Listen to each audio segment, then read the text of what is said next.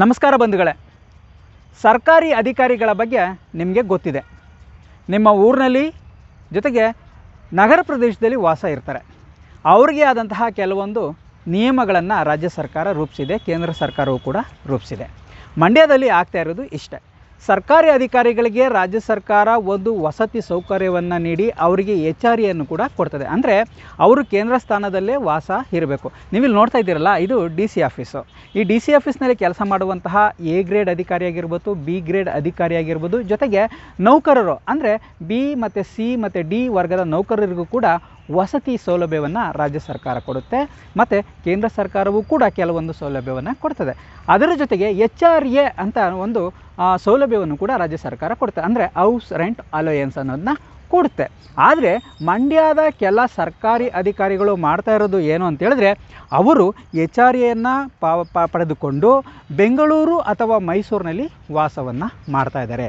ಪ್ರತಿನಿತ್ಯ ಬೆಂಗಳೂರಿನಿಂದ ಅಥವಾ ಮೈಸೂರಿನಿಂದ ಅಥವಾ ರಾಮನಗರದಿಂದ ಮಂಡ್ಯಗೆ ಬರ್ತಾ ಇದ್ದಾರೆ. ಗೌರ್ನಮೆಂಟ್ ರೂಲ್ಸ್ ಪ್ರಕಾರ ಅಂದರೆ ಸರ್ಕಾರಿ ನಿಯಮಾವಳಿ ಪ್ರಕಾರ ಅವರು ಕೇಂದ್ರ ಸ್ಥಾನದಲ್ಲೇ ವಾಸವನ್ನು ಮಾಡಬೇಕು.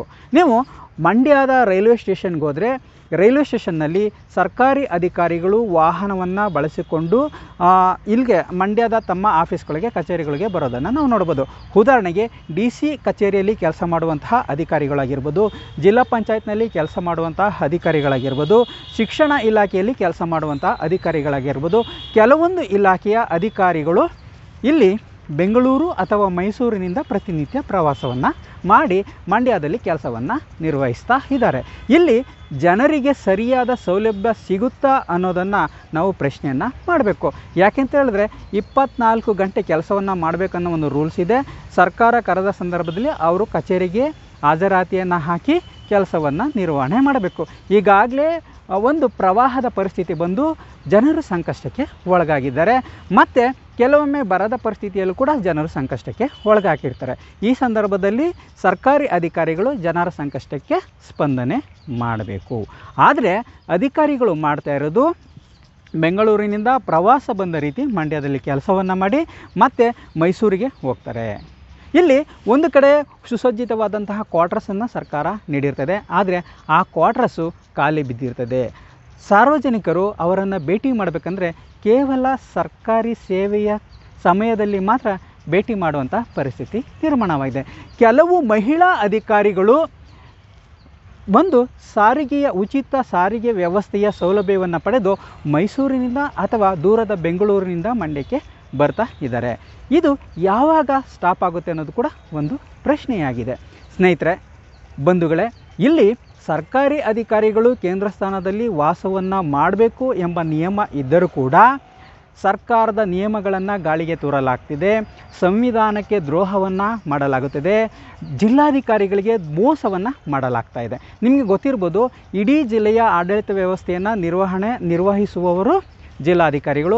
ಪ್ರತಿಯೊಬ್ಬ ಅಧಿಕಾರಿಯು ಕೇಂದ್ರ ಸ್ಥಾನದಲ್ಲಿ ವಾಸ ಮಾಡಬೇಕಂತೇಳಿ ಒಂದು ರೂಲ್ಸನ್ನು ಕೂಡ ಫಾಲೋ ಮಾಡೋದಕ್ಕೆ ಒಂದು ಸಲಹೆಯನ್ನು ಕೂಡ ಕೊಡ್ತಾರೆ. ಆದರೆ ಇಲ್ಲಿಯ ಅಧಿಕಾರಿಗಳು ರೂಲ್ಸನ್ನು ಬ್ರೇಕ್ ಮಾಡ್ತಾರೆ.